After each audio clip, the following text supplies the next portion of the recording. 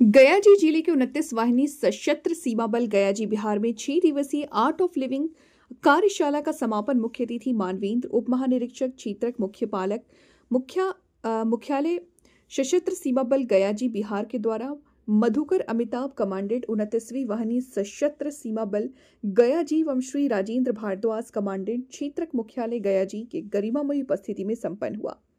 कार्यशाला के दौरान प्रतिभागियों को सुदर्शन क्रिया, प्राणायाम, ध्यान, योग एवं नैतिक मूल्यों पर आधारित जीवन शैली के बारे में प्रशिक्षित किया गया।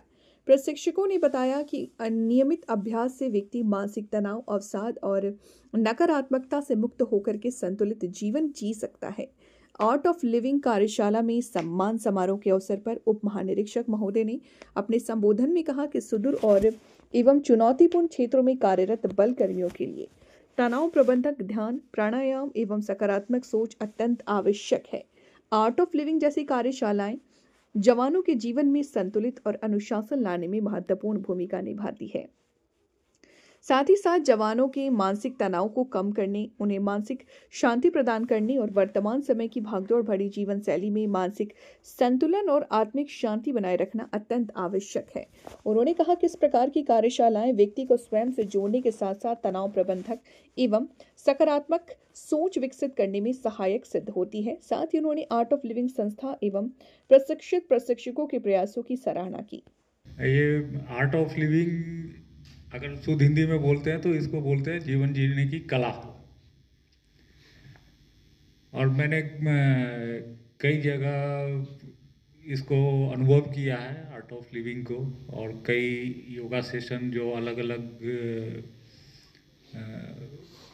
रास्ते हैं, जैसे श्री श्री रविशंकर का अलग है और बाकी भी बहुत सारे हैं जो ये योगा को सिखाते हैं। तो 2-3 चीज़ें हैं जो सारी चीज़ों का निचोड़ है। जैसे कि अभी आप लोग ने ही बताया कि खुश रहने का बस एक ही उपाय है कि मैं खुश रहना चाहता हूँ। बस दुखी रहने के 1000 कारण हैं, ये खुश रहने का बस एक ही कारण है कि मैं खुश रहना चाहता हूँ। दूसरा कि जैसे अभी साहब ने बताया कि मैं कौन हूँ, कहाँ से आया हूँ, किस लिए आया हूँ, कहाँ जाना है।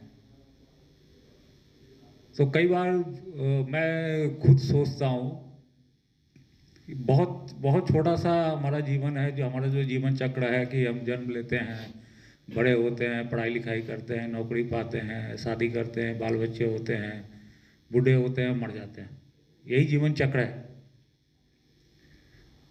और जो इस चक्र से जो गीता में बोला गया है या इससे जो निकलने का उपाय है, वो अगर हम आज 20 साल बाद अगर हम किसी से पूछें कि भाई यहाँ जो है 29 बटालियन का कमांडेंट कौन था, तो किसी को याद नहीं होगा। तो जो एक बात आई थी कि ईगो की, अहम की, तो जब आप इस जीवन को छोड़ के जाएंगे, ये वर्दी वाला जीवन या जो नौकरी वाला जीवन है, तो आज से और बहुत पहले से हमें ये सोचना चाहिए कि हम क्या अचीव करके जाएंगे।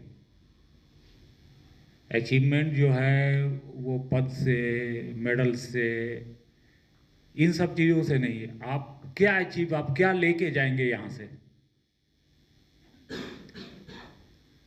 और जब हम उसका उत्तर खोजते हैं, जब आप लास्ट में सोचेंगे तो आपको उसका उत्तर शून्य नजर आएगा। तो हैविंग ए पर्पस कि हम किस लिए हैं, वो बहुत बाद की बात है कि मैं कहाँ से आया हूँ किस लिए आया हूँ, मुझे क्या करने के लिए भेजा गया है। उस स्तर तक शायद पहुँचना हम लोगों के लिए, जो हम जैसे आम लोग हैं, उसके लिए बहुत मुश्किल काम है। तो हमारे बस में जो है, जो छोटी चीज़ें हैं, हम उसी को करें। धन्यवाद सर, शायद भाषण लंबा हो गया।